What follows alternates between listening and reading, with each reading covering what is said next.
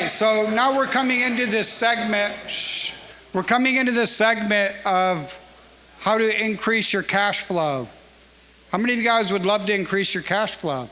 Buying single-family homes and renting them long-term to tenants at today's rates has become very challenging, especially with interest rates up. But the good news is there's 3 different models of landlord now available. How about this lead-in? So 1, extended regular landlord. That's all there was like 5 to 10 years ago. Number 2, short-term rental, furnished.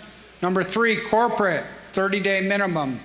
I love all 3 of these. I've got a good mix of all 3 of them, and you're going to love learning so much. I've already given the amazing introduction to our dear friend Alisha Merriman, but on your feet, a great big round of applause for Alisha. Thank you.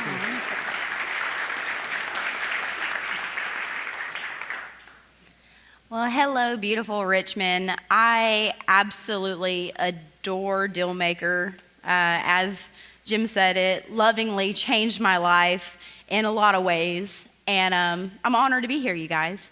So what we're going to break down today is, I've titled it Host Rescue. And why did I choose to title it Host Rescue?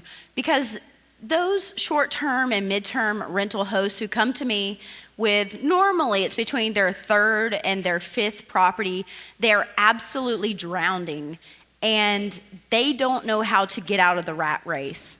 Well, early on, not too long ago, around the beginning of COVID, I actually almost lost my business. And what happened, I was running short-term rentals, but I realized when COVID happened that I had a shaky foundation. That first week of March, I lost $42,000, just like that. And that was back in the day when Airbnb cut you a check early, before the guests actually arrived. They gave you your money early back then, and they don't do that anymore. But I knew that I had runway, but I didn't have that much runway. And how many more weeks was I gonna have a week like that where I could make it, right? So I actually let go of several employees, and I had to build back better.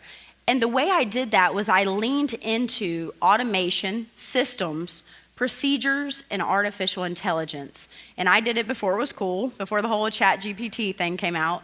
And it revolutionized my business. And that's precisely why I'm up here today, is because I don't pay property management fees. And you have to ask yourself, how much is it worth for you not to pay property management fees? My phone runs most of my business. Okay? All right. So the disclaimer here, you guys, I'm not a CPA. I'm not an attorney. If you need that kind of representation or help, this is based on my personal experience, so take it for what it's worth. All right, so I get a lot of times the question why, and this is normally pitched to me from standard 12-month landlords. Why would I want to convert to a 12-month rental? What's in it for me? Well, here's 2 stats for you. Airbnb hosts net on average $924 per unit per month based on national average. So I think maybe a lot of people don't want to admit it, but a lot of 12-month landlords, after the cost of maybe management, property tax, insurance, the mortgage, repairs, at the end of the year, they're probably only clearing that anywhere from $250 to $450 a month on that property.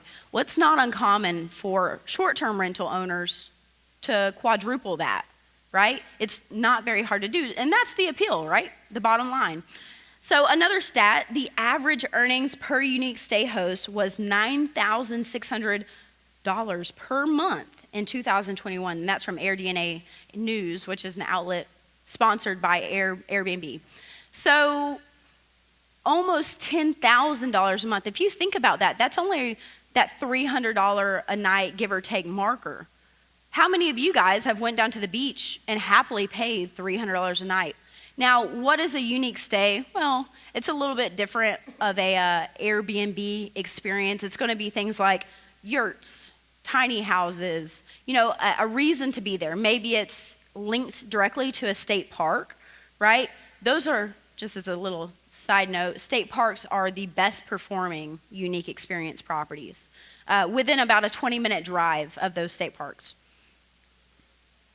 So let's run some scenarios. If you have one house at $250 per night with an 80% occupancy rate, another little nugget, I never run any of my numbers unless it's based on a 24-night stay, which equals an 80% occupancy rate. Never calculate 100%. It's not going to happen. Even between like turnover and cleanings, maintenance, that kind of stuff, whenever I got my portfolio as high as I could possibly get it as far as occupancy rate, I was only at like a 93, 94% occupancy rate. I still had several days per month that I needed to maintenance the property, right? But one house, $250 per night at an 80% occupancy rate is $6,000 gross per month. That's not too bad, you guys. Those are very realistic numbers to hit. A portfolio with 13 houses, also very doable. What if you only aim to buy? In my experience, there are several individuals who classify themselves as real estate investors, and they're only doing 1 to 2 deals per year. And you know what? That's okay.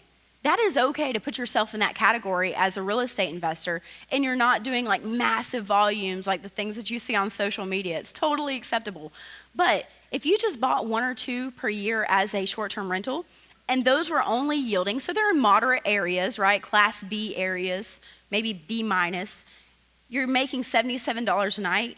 That's upwards of $1,000 per day if you got 13 houses. That's so realistic. All right, the blueprint. So after I went through this a few times, it was hindsight that I realized the repetitiveness of what was happening.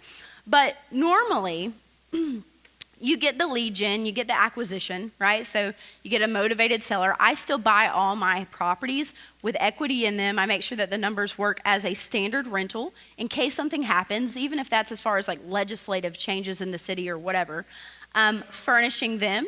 So I actually have trained now a young lady in my area to furnish the properties exactly the way I do. And I have on my website a free ultimate host furnishing guide.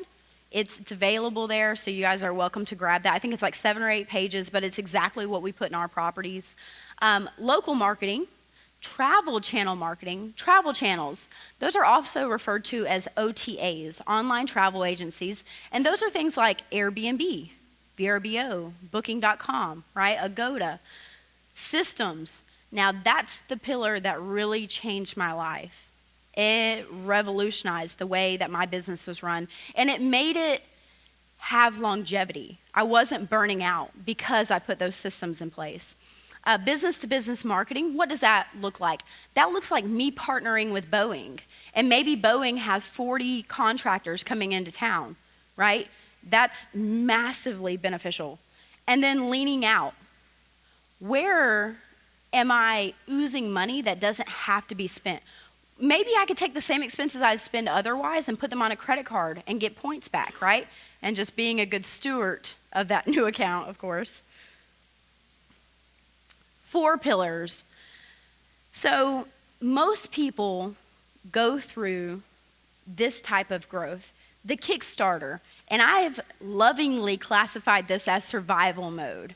And because it's a lot like that, people are scrambling when they're just getting these systems started, just getting their portfolio started. Growth. How can you get out of your own way? And I mean that because learning how to delegate really is a process. It's hard to do it because you think in your own mind that you're the only one who can do that. It's totally not true. Expert. You got your life back and you have cash flow.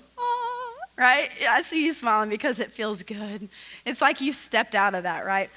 Legacy. Now do you have a model that's actually scalable? Okay? We're going to break these down. Kickstarter. So for most people that contact me, this is between their first and third properties. Let's talk about the property criteria. I'm going to let you know that I like small houses. You don't have to.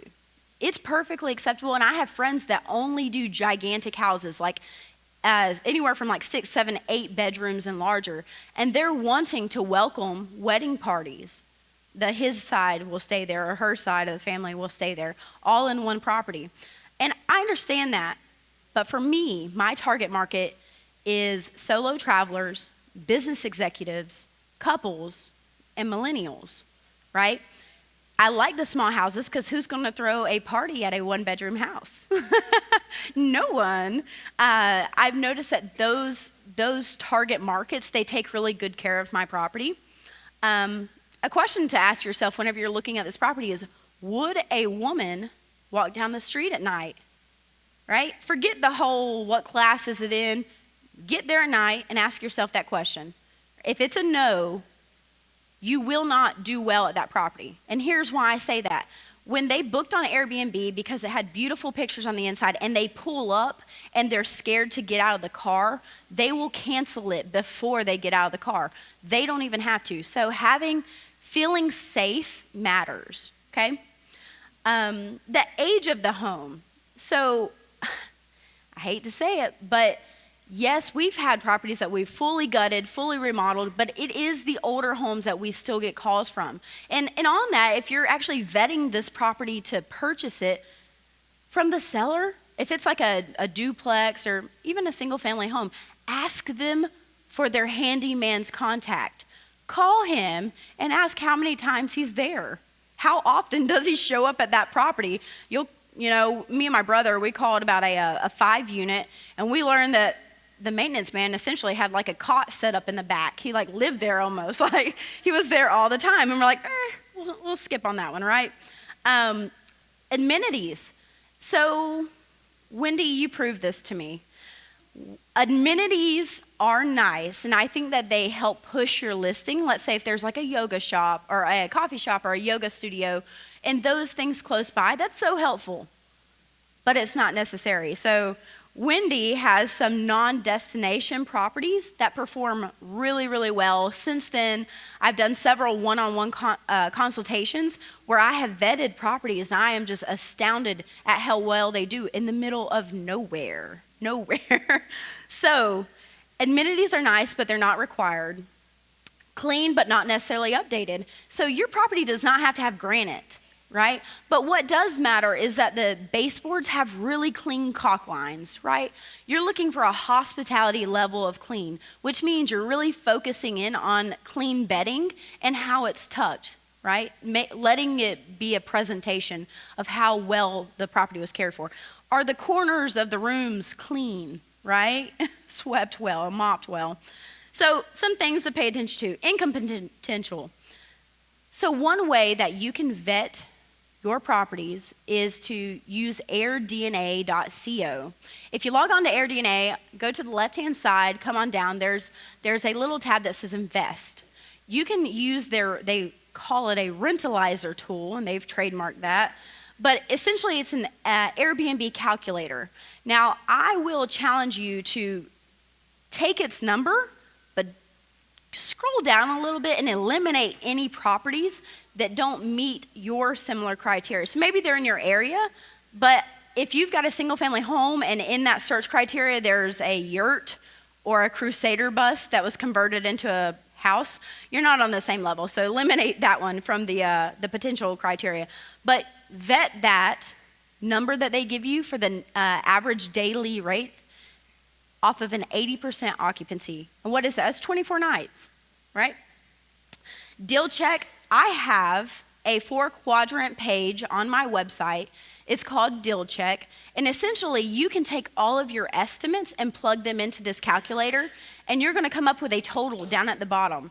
And I give you a range that I personally have said, hey, you know what? This is a good return on your investment if you're in this range bracket. Most of mine are, I get a cap rate of, like 14 to 17%. They do really well. All right, let's see. Who is on your team? So you're still in the beginning phase, right? You're between that 1 and 3 properties. You need at least one cleaner. Don't find yourself in the properties cleaning. I have houses I have not been to since like 2019. It is totally acceptable to hand that off and you become a pass-through for the finances for the cleaner. What do I mean by that? I try to make 5% off of my cleaning. So if the cleaning fee is $100, I'm going to charge the guest $105, and I'm going to let me become the pass-through, okay? You want 2 handymen. This is how I handle my handymen, okay? I have one for the morning, or for the daytime, I'm sorry, and one for nighttime. So the gentleman that you hire, you have this conversation ahead of time, and that conversation goes a little bit like this. Sir, I'm only going to call you between 8 a.m. and 6 p.m.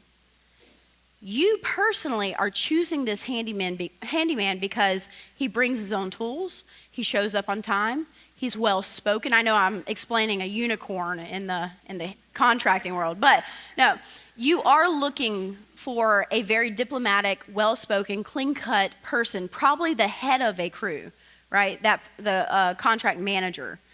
And that's the individual that you're going to let them know they're going to only be called from this time to this time. Then you're going to hire somebody for nighttime, and you're going to have that conversation ahead of time. I'm only going to call you from 7 p.m. till 6 a.m. You're my nighttime guy. That guy, it's acceptable for him to be rough around the edges, okay?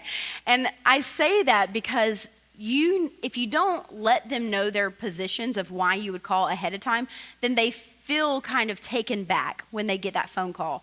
So I make it really clear, and I'm not the one digging a Tonka toy out of the toilet at 11 p.m. They are. So lawn care. I get my properties maintenance every 10 to 14 days, so that's 2 to 3 times per month. And I now request that my lawn care company send me a picture of the property before and after. Why? Because it had happened to me a few times that I got billed and the head guy sent his guys to go mow it and they never did because the guest told me. So now I do request to actually have photos sent to me with the invoice, but I don't actually go behind these guys and quality check. VA in the Philippines. So if you do want to hire a co-host, that's perfectly acceptable. I will say that I never register my co-host on Airbnb. Why? Airbnb, as a platform individually, not VRBO, it's not the same, they have been really particular about auditing the co-host.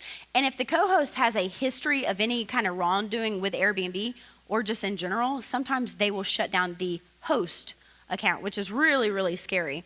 But you can hire professional co-hosts really cheaply out of the Philippines. So where are you going to find these type of workers? Upwork.com, upwork.com, or onlinejobs.ph. Onlinejobs.ph. And the PH stands for Philippines. Do what? Upwork.com, UPWORK, Upwork.com. And why do we choose the Philippines? A lot of real estate investors go for VAs in the Philippines. Simply put, they're very affordable, so often their rates, they're only going to be asking anywhere from $4 to $8 per hour. That $8 range, you're going to get a very qualified individual, shockingly. They've often been through the trenches before because a lot of them that are in the virtual assistant work down there, they've been trained by other real estate investors. So generally you get, and they speak great English. So that's a huge part. I actually, and this is a nugget, the communication with the guest is one of the very last things I relinquish control of. Something I have not relinquished control of is any time that there's a problem where Airbnb ambassador, which is also a customer service representative, has been called, I handle that. Why? Because I know the terms of service for Airbnb. I read my rights. And the moment that I tell that Airbnb ambassador who does not know their own rules, what law or what terms of service was broken by the guest, then I'll win every single time. So I never have relinquished that control to someone else. Furnishings, owner's pantry. So this is massively important. What we have is like a little digital lock off of Amazon. Every single house has the exact same code. So it doesn't matter where that cleaner goes. They know that the same house code, they do it every single time. But that owner's pantry is going to have all the restocking. We keep 3 sets of linen, which is 1 on the beds, right?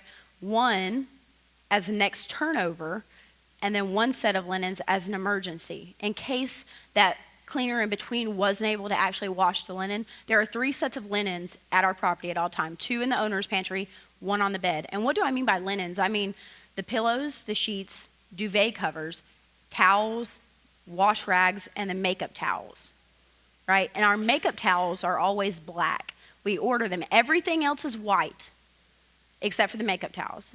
And why do we go with white? Well, yep, you can bleach it. The ladies can grab the duvet, the sheets, everything, throw it in, bleach it, sanitize it, and they don't have to separate the loads. Additionally, what color screams luxury? White, bright white. Post-COVID, what color shows that this has obviously been cleaned? White. There's so many reasons to win with that, but just let all your linens be bright white except for the makeup towels. All right? Roku TVs. Oh my gosh, you guys, I made this mistake. I had 1 company account for Roku, and in that company account, every time I got a new house, I would just show up to the house and I would log the TVs in to 1 Roku system. And what a mistake that was. I had 1 individual check out after he had put like his ESPN and his Netflix. He had logged it all in on the TV, and on his way out, he did a factory reset. Well, little did I know that he factory reset every TV in the entire portfolio.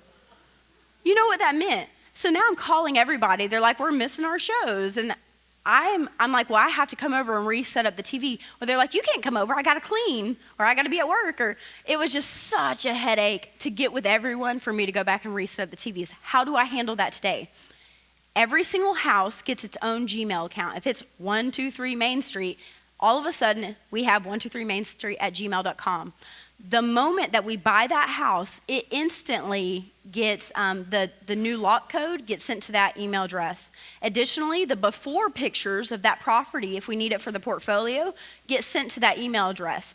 Now we use that email address to create a free Roku account. It literally takes a few seconds, and we use that and we create the Roku account specifically for that property. Okay, so don't make the same mistake I did. Also, don't choose any of the Chrome or Amazon-based TVs.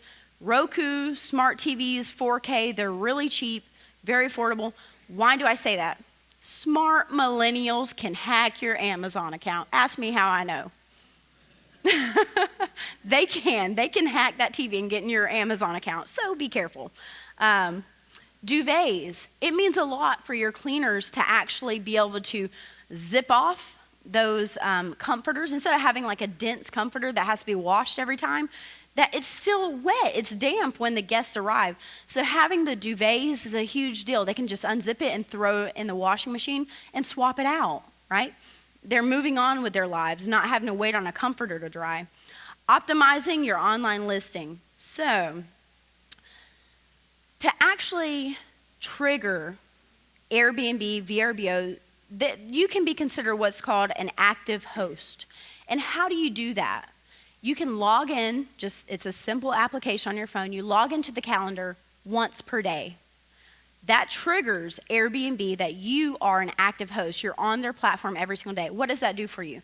It pushes you up in their algorithm. What is an algorithm? An algorithm is a software system which will tell Airbnb what page your listing should rank on. Trust me, you want to be on number 1 or number 2. You want to be on up there.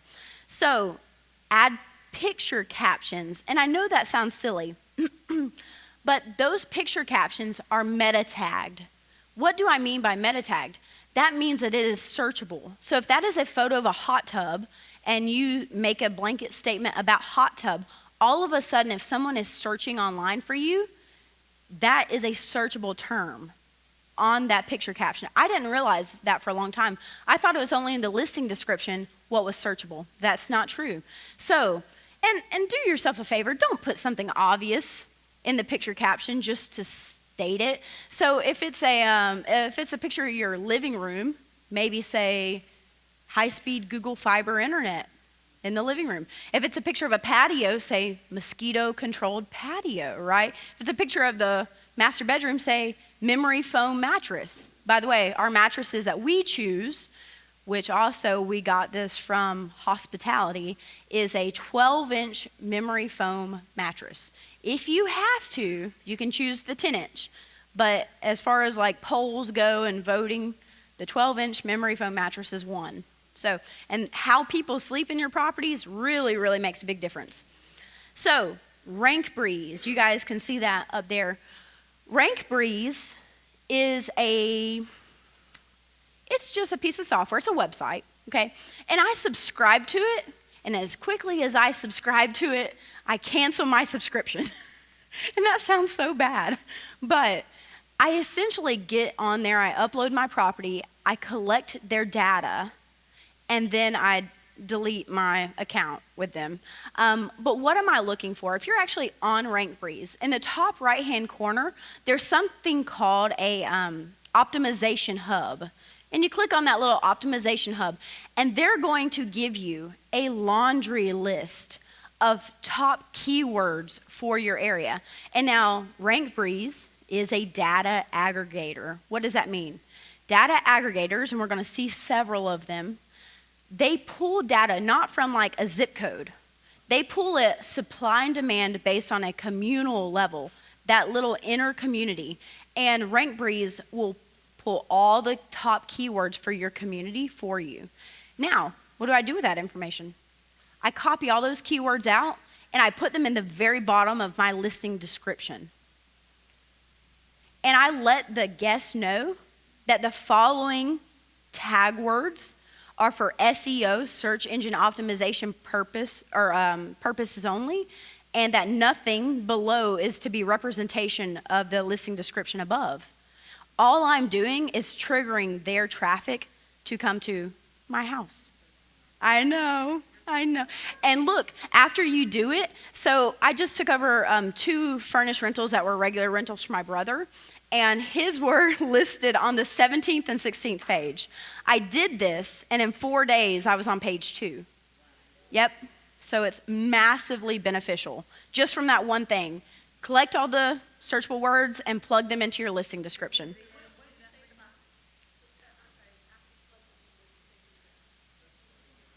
For SEO purposes only, search engine optimization purposes only. And I let them know that everything listed above, or everything listed below is not to be subject to our actual listing description. My assistant has done it, but not a VA. Yeah, but yes, very easily trainable. Yeah, so the actual subscription's like $60 a month. I ain't paying that. That's crazy. No. Okay, so that's a wonderful question. Most of my houses are within a relevant proximity to each other. Like a lot of them I found I buy in clusters, like areas that I like. I use the same tag words at the same property. I'll copy it from this listing and put it on that one. But yes, I will, let's say that I had like 5 listings or so, I would open an account, import those 5 listings. Now that's a wonderful question. Give it about 24 hours to 48 hours before you pull that data, because it sits there and it goes through all the listings around you. But Rank Breeze is a wonderful tool to use for several other reasons. Let me give you another Rank Breeze perk. If you have downloaded and you are an active subscription user with them, you actually get the opportunity when your guest inquires with you, you can see all the reviews that guest has ever left. Normally it's the other way around. They get to see your reviews, right? But me being able to see their reviews that they've left, so let's pitch it to you this way. If they've had 10 trips and every single review that they left was negative, what's the chances of me being the number 11 and them leaving me a good review? No, that's just a person that's hard to please, right? So that's another really valuable asset with Rank Breeze. It comes with it. All right. I don't know if Watkins is in the room. I don't know if Hire's in the room. I didn't create this. Let me start by saying that. This came directly off of H&R Block's website. And I get this question a lot. Are Airbnb hosts, are they subject, is it going to be a Schedule E or a Schedule C? Well, this is what H&R Block says. Did you personally reside or stay at the property during the tax year? For most of us, it's going to be a no, right? So if it is a no, did you provide substantial services to that guest? Okay, well, substantial services, as we heard from Hire, is very vague. Now, let me give you a little story. I went to one accountant, and she's looking through my books and doing a thing, and she pulled all my data, and she said, okay, you're going to be on Schedule C. And I said, Yeah, exactly. And I said, I don't provide substantial services. She said, yeah, but you're paying for the electric, right? I said, that's not a substantial service. And she says, yeah. I said, show me the law. Show me the law where it says paying for utilities is a substantial service.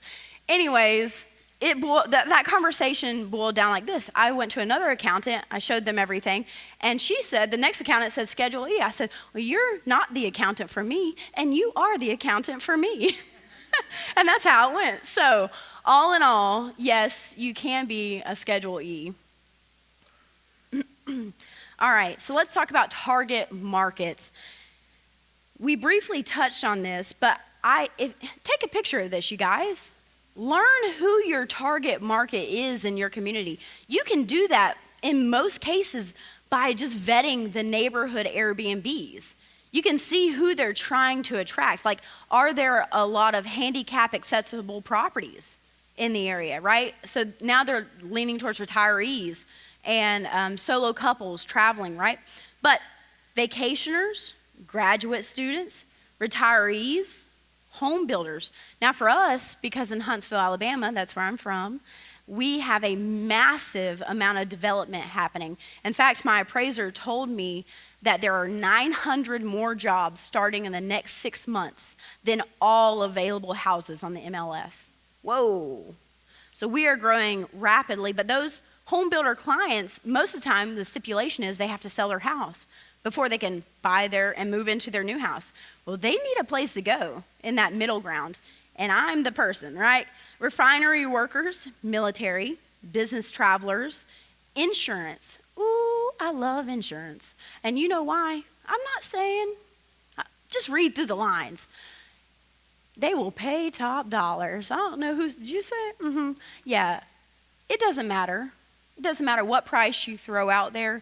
Just be realistic around going, within range of going rate, and they will pay it. They will pay.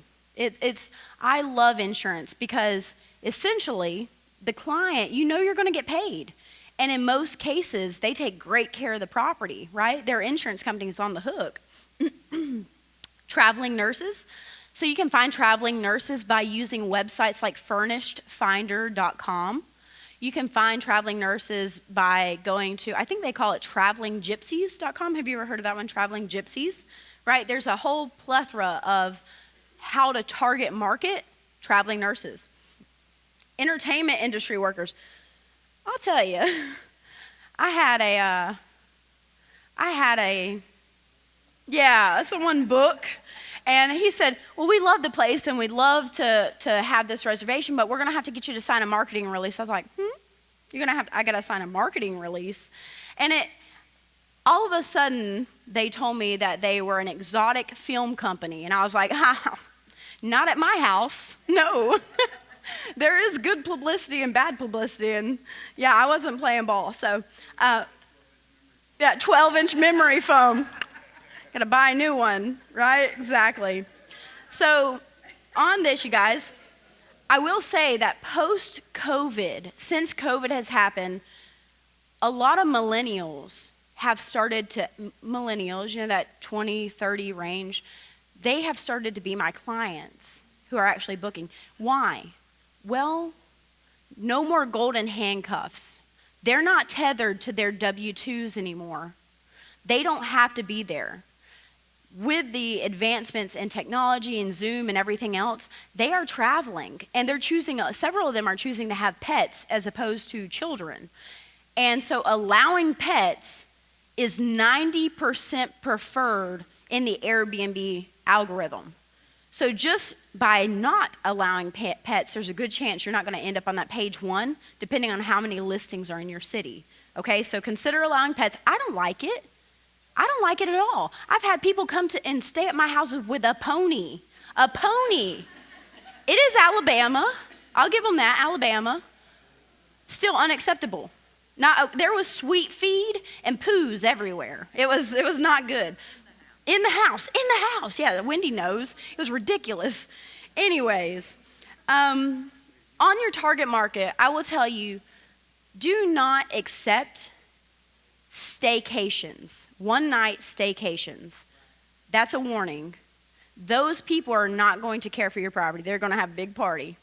So if they're booking the same day, especially, if it's a same day local staycation, you get access to their phone number. If it's the same area code and they're booking that, mid-afternoon, that's because they're planning a party at your house. So note that, okay? All right, growth. So 4 to 8 properties. This is normally when I learned that people can't get out of their own way. So this is a Ron LeGrand quote. When you start considering you need help, you're 3 months too late. You've been needing help. That is so. How many people felt that? Because I just saw, I know. I'm sorry. You can't get out of your own way. So between the 4 and 8 properties, someone was talking to me about this, that Airbnb is no longer the platform, short-term rentals, where you can just throw up your room or house for rent just nonchalantly. You're not competitive enough. You're not going to make it. You cannot stay in this business with 4 rentals. I haven't met one person. I've done over 300 consultations, one-on-ones with people, and I've not met one person who can have more than 4 properties without automation. You will drown. In my queue, I have like 127 scheduled messages to go out. Automated messages, AI, for me, on my behalf. I would be writing those otherwise. There's no way. You cannot compete. So automating and getting on platforms, if you want to become a passive host, you have to convert to that. So who's on your team? You may want to consider a guest service representative. So whether or not you call that an assistant or an executive co-host, it doesn't matter what you call this person. I've got one of these, right? So this person, I personally trained her. She works Monday through Friday for me, and she manages every application and all guest communication, Monday through Friday. I audit her on Friday evenings. We do a Zoom. I pick up where she left off, find out if there was any problems that she had throughout the week. And on the weekends, I manage. And why? Why am I still managing the weekends? Well, just so you know, you get the most check-ins on Friday across your portfolio. People are checking in for the weekend. You get the most check-outs on Sunday. When's the most times that people will have problems? Where do I park? I didn't get the access code. What day does the trash go out? You're going to get those on the check-ins and check-outs. And additionally, on Sunday nights is whenever our portfolio gets the most bookings. Why? Our primary clientele are millennials. I don't know what's wrong with millennials. They don't plan ahead. They book on Sunday night for Tuesday. It's crazy. For me, I book ahead, but it is what it is.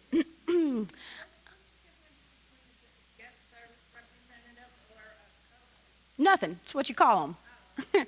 She said, what's the difference in a guest service representative and a co-host? Absolutely nothing. They're doing the same tasks. And you said you pay them by the hour? So you can pay VAs by the hour. But how do you calculate the hour? So, yeah, there are busy times throughout the day, but you could salary them if you wanted to and just say from this time. That's what I do with my assistant. She's salaried just from Monday through Friday, right? All right, and vacancy is the death of the business. So what do I mean by that? We don't allow there to be gaps in our calendar. And I've created 2 booking engines, and we're going to talk about that. And I'm actually going to tell you every application I am on and how those 2 engines work to avoid vacancy. That is the name of the game. Please take a picture. Somebody. All right. So across all my one-on-one consults, see the ones that are listed in yellow?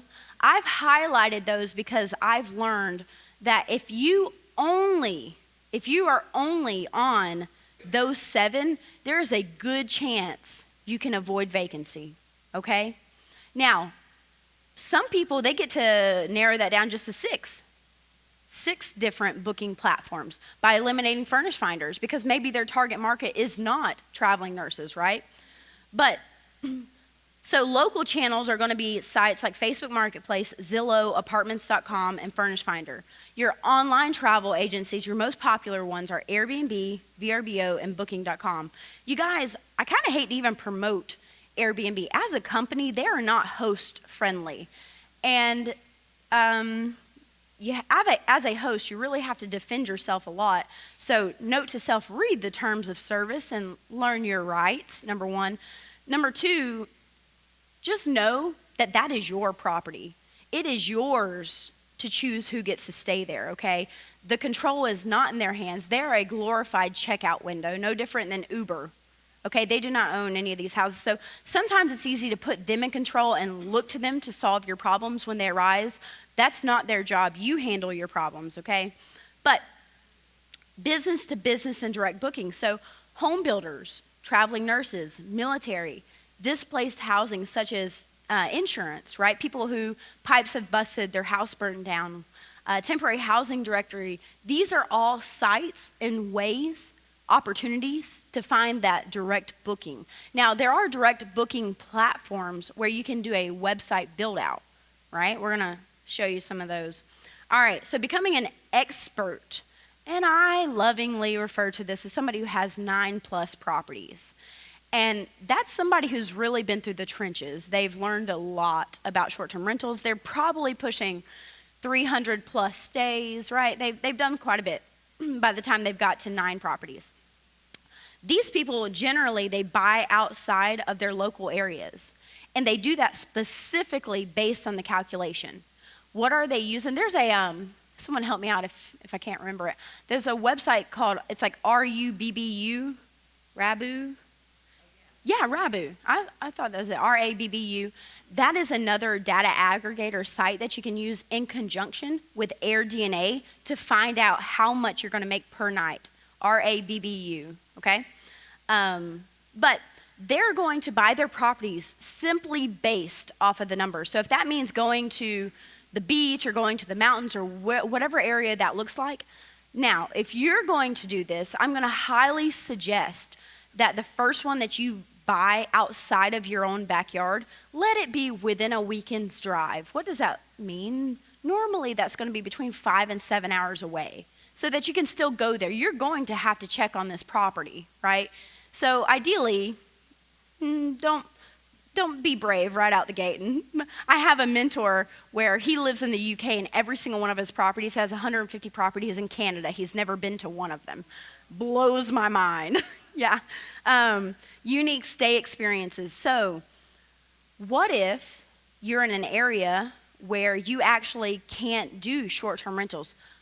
There are loopholes to this, guys. What if you got an ag tourism license, right? An ag tourism license, that means that you've got to have an animal. So what if you got a llama? You got a llama, and I know someone who's done this. The lady, she has like 9 units on one property. She has like a llama and a zebra and a couple of chickens and stuff, and the guests are required to come feed these animals.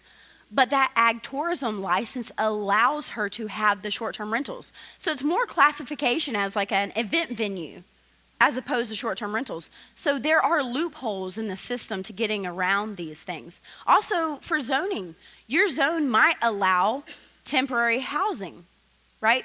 So a temporary property, well, you can prove that you don't have 100% occupancy. You just need to break down what do they define as temporary housing. I've seen people get around it that way. So business-to-business group hosting, again, that's like allowing 40 or 50 people to come to your properties all at one time. So maybe you know they're all coming in the fall. I just booked one like this, Tidewater USA. A corporation went on the lease, and they're looking for 5 or 6 of my properties that they can house all their contractors in. So building those relationships. What's the chances of those people refeeding with you over and over and over? Just make those connections. Leaning out. So I went through a purge. I told you that during the beginning of COVID, I lost a lot of money. Whenever I started down the rabbit hole of, do I sell my business? Do I keep riding this out and lose my business? Or do I start over? I had 20-something properties. We sold out of every one of them in Madison County because it was 9% city tax and $2 per night fee. And I ended up, and then there was like county tax, like 5% or something like that, lodging tax. We ended up buying in another area that was 1/8 of a mile. So sold those houses, bought new houses, 1/8 of a mile from the city limits. 1% lodging tax is my only fee, 1%. So look at how much I saved by moving my portfolio from here to here. It was a massive amount of money right back in my pocket. I still have the same occupancy rate because I'm within 1/8 of a mile of that place. It was very intentional, and I did it out of desperation, but it was one of the best things that happened to me. And so at the same time, whenever I let go of a lot of employees, and I instead hired automation, right? I started getting all these AI, and my automation, my tools, my apps, they don't ask for coffee in the mornings. They don't ask for raises. They don't go on vacation. They don't go on maternity leave. It's a wonderful thing. Yeah, not a bad day. Can you reduce your utilities, right? So can you do those little split units that have solar panels on the back of them, right? That's really happening more and more. You could get one of the Nest hubs, or what do they call them? They're like the Bumblebee hubs, where essentially you get to control the temperature within a moderate, reasonable range. What? Ecobee, that's it. Thank you. Yeah, Ecobee thermostats. Credit cards, can you charge things on credit cards and take those points, make that extra? Flat rate contracts. So now that you have like 9 or 10 properties, can you go back to your lawn care company and say, hey, or go to a new lawn care company and say, hey, you're welcome to give me a quote on these 10 properties. I need them mowed every 14 days. What would you quote me at? So getting bulk discounts, right? Using the garages. Ooh, I'm telling you, my husband, if he does not like moving furniture, and I don't ask him no more, but that has been the vein of us, just moving the same furniture over and over. But now we don't pay for storage. If a property has a garage that we think is in a good enough location, we will start storing furniture there, because most guests don't even use the garage. So stop paying for storage facilities, right? And then you can collect, if you know you're gonna be in this business, start collecting furniture along the way and put it in that garage, right? Y'all, this is what I have been waiting for, systems. So elevate your impact and your income on autopilot. All 4 of those pillars are based on the foundation, which are these systems. What do I mean by systems? I mean the little apps on my cell phone are all communicating together, and they're making a system to run my business. We refer to this as abs, which I don't have abs. My husband has abs, not me. But a business in a backpack. Literally, the apps on my cell phone run most of my business. And those apps, AI, is concentrated labor, you guys. So this is just touching the surface of what can be automated, but responding to all of your guests. When AI has to chime in and respond, if someone says the word Wi-Fi, it instantly sends them the Wi-Fi username and password. If someone says check in early or early check-in, my AI instantly sends them an automated response about us checking with the cleaners and making sure that they didn't have to get childcare to be there. And I pretty much give them an excuse as to, let me figure it out, right? But it's automated. It's completely automated. Preventing a double booking, adjusting the rental pricing. We're going to talk about that. Writing guest reviews. I instantly send out a 5-star review unless they were horrible. If they were horrible guests and my cleaner gets there and she notifies me, I put the instant reviewer on timer, like I time it out, and I can check a box to where it's sent out at the very last second, and that's actually 14 days from the day they checked out. Why? Because they've already submitted their review if they didn't like the place, and most of the times they move on with their life. They don't remember to check their Airbnb review until it's way past the appropriate time for them to call into Airbnb and complain. So if it is a negative review, push it out as long as you can to send it. Coordinating cleanings and inventory. basic bookkeeping, key exchange management. My key exchange, my system does it completely. I don't log in and have to change it on my phone between guests, nothing. It changes to the last 4 digits of their phone number the moment that they arrive for check-in. I don't even know it. I have an admin code, but I don't know what the code is in that exact moment. I have no clue because the system completely cares for it. Checkout notifications. So when they check out, my cleaners actually get an instant notification sent directly to them that the guest has left, right? Payment to vendors. I don't have to pay my cleaners. I don't screenshot my calendar and send it to my cleaners and then Venmo them. I don't have to do any of that. It's automated. So what does that look like? We get a house, we plug it into our automation system, and then it starts communicating with the apps on my phone. And at that point, you have something that's copy and paste, it's repeating. And whenever it's doing that, you can create standard operating procedures, SOPs, and you can hand that off to, you could call it a hospitality team. So like to your cleaners, your one assistant, and maybe the handyman. Or you can hand it off to a group of VAs, whoever. Tech tools. I put dynamic pricing, which is revenue management software, I put that on top, above the brains of the operation. And the brains of the operation truly is property management software or a channel manager. Why did I put revenue management software above it? Because it rapidly changed my life, you guys. Pam Whitworth introduced me to revenue management software, and she really encouraged me to do it. Whenever I actually started using, I chose to use PriceLabs, pricelabs.co. There's a lot of them out there. But whenever I started, I thought I knew going rate. I checked the neighbors. I was that creeper. I got on AirDNA. The problem was I was only changing my prices like once a month, maybe. Right? I thought smart pricing was my friend. It's not my friend. Smart pricing is so that Airbnb gets booked. If it's like the same day potential reservation, if they have to drop your property's price down to $30 just so that they collect a fee, they will do that. Smart pricing has absolutely zero to do with supply and demand. Absolutely nothing. They're trying to collect a fee. You know what kind of guest you attract at $30 a night? The one that you would have preferred to make $0 that night, for sure.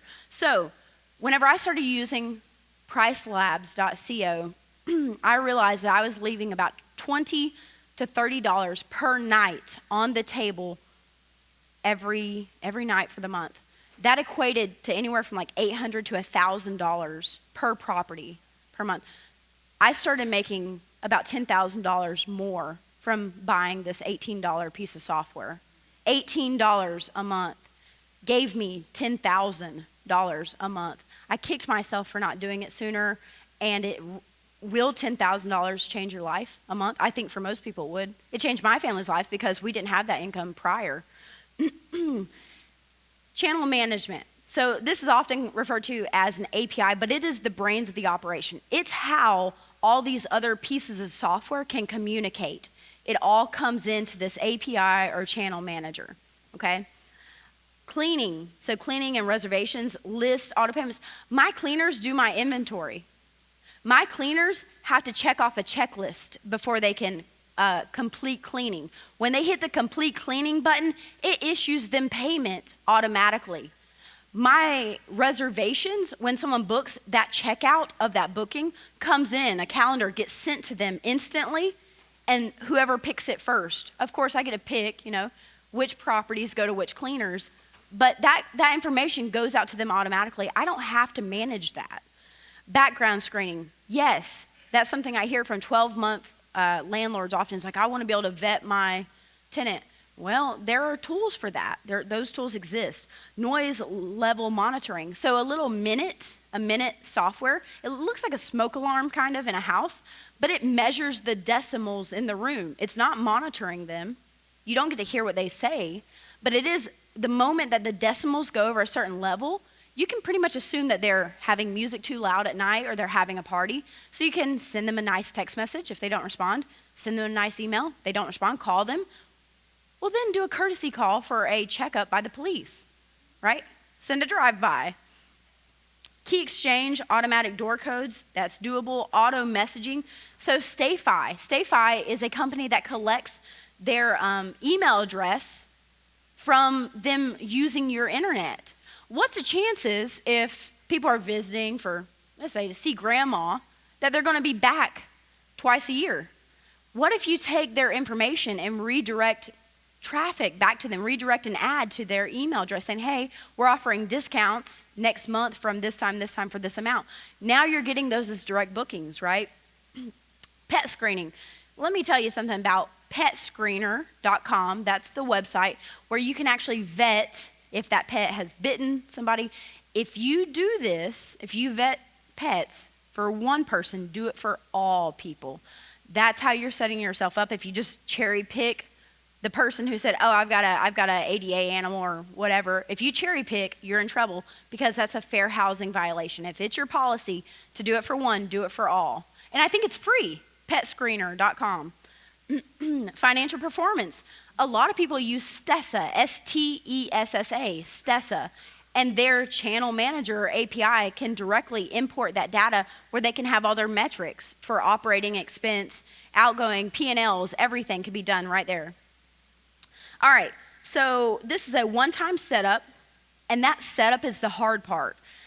It is a super pain in the butt to create all these accounts, start paying for these accounts before you're actually optimizing using them, and go back and confirm your email. It's a super pain. I get it, but do it once. Now, every time I get a house, I just plug it in, right?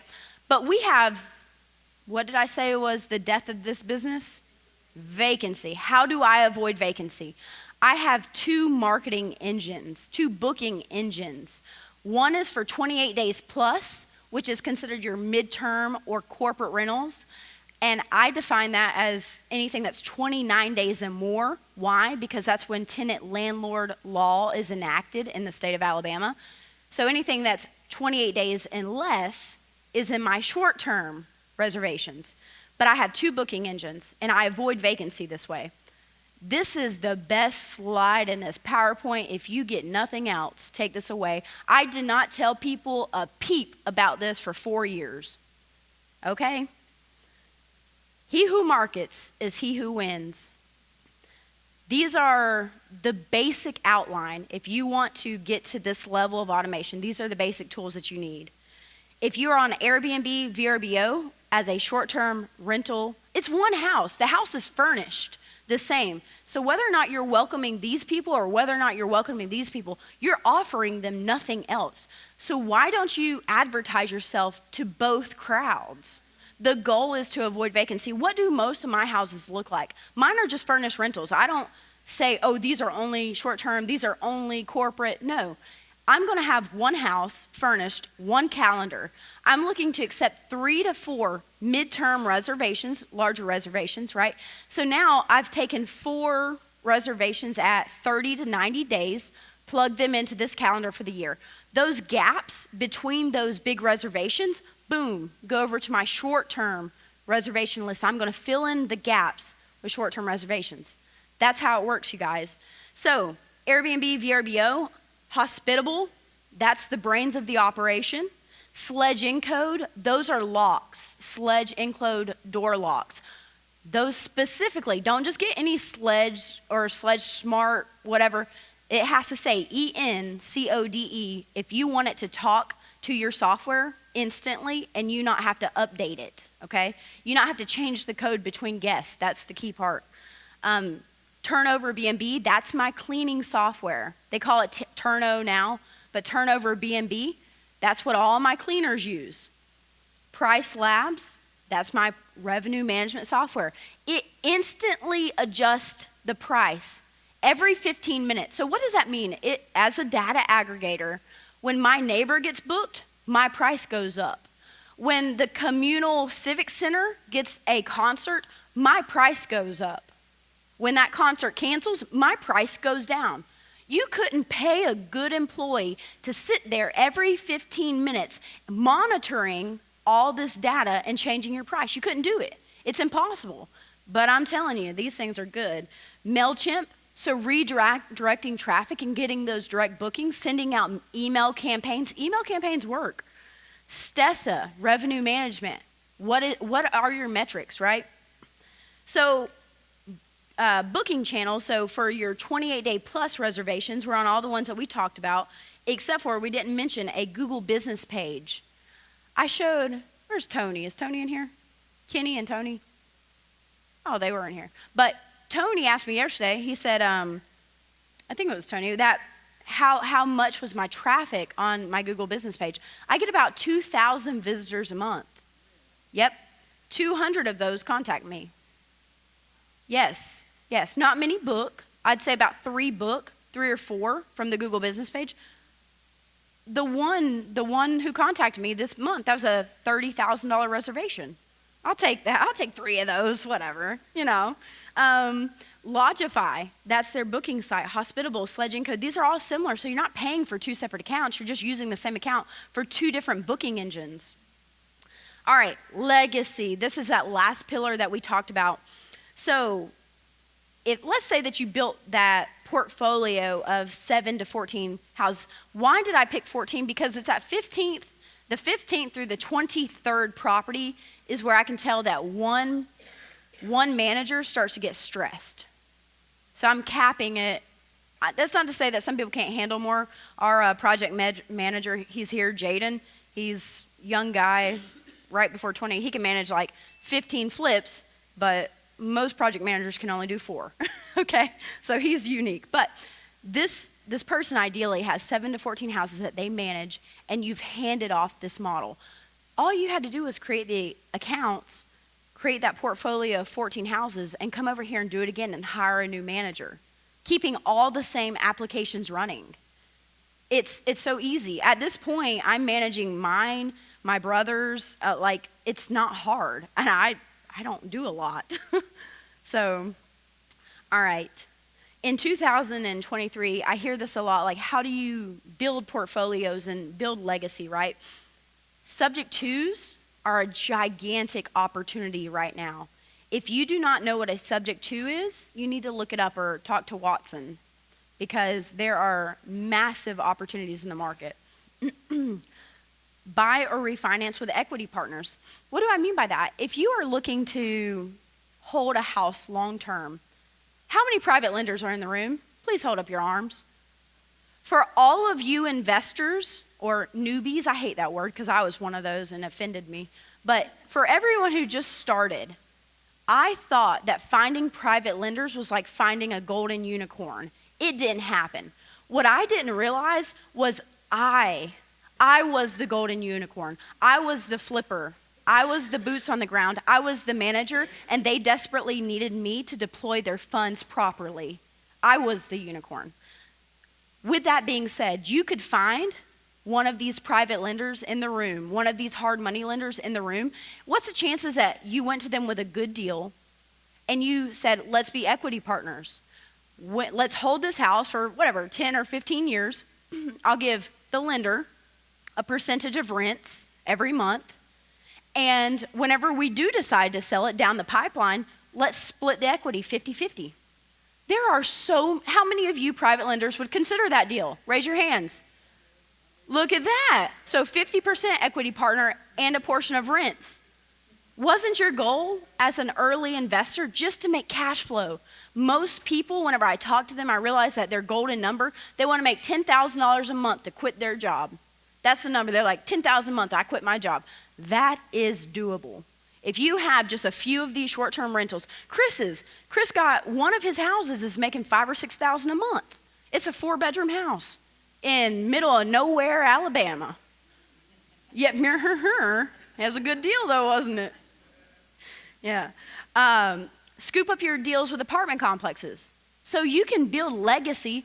Oh, I don't know how to say this guy's last name. Sean, whatever, he has $4 million a year that he makes. He only does apartment complexes, and his Airbnb or his YouTube channel is Airbnb Automated. Say it again. Sean Rockovich. His portfolio is mostly apartment complexes. He goes in and he scoops up like 10 at a time. Arbitrage, rental arbitrage. I think the name of his YouTube channel is Airbnb Automated. You guys, there's nothing that stops you from doing the same.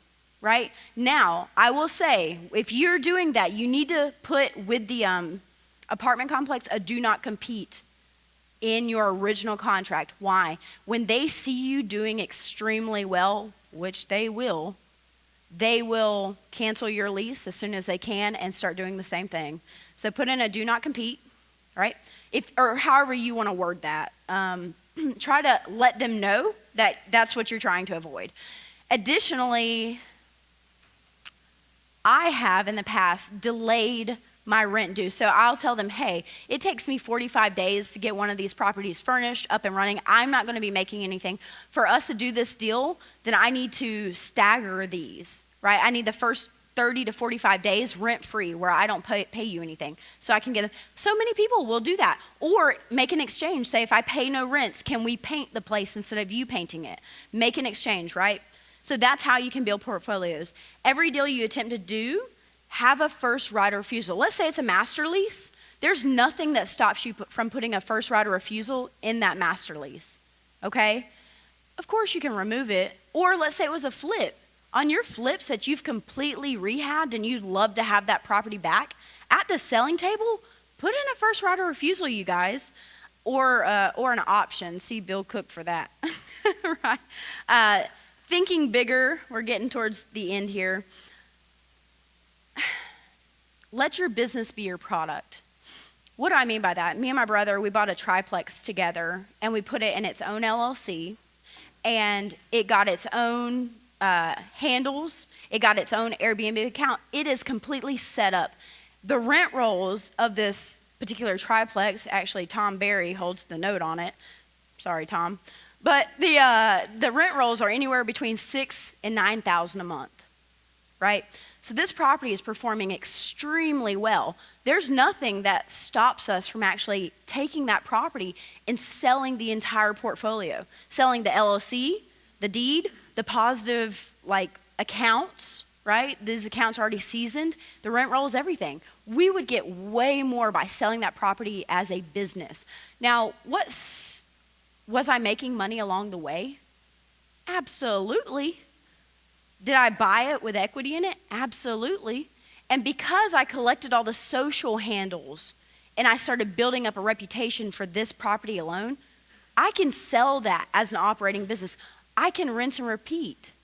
The next Airbnb that you get, make it isolated. You can sell the entire company. Okay. Let your business be your product.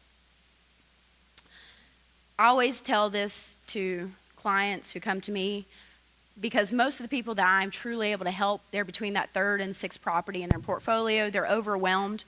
And I let them know burnout does not come from working too hard. It comes from not seeing an end in sight.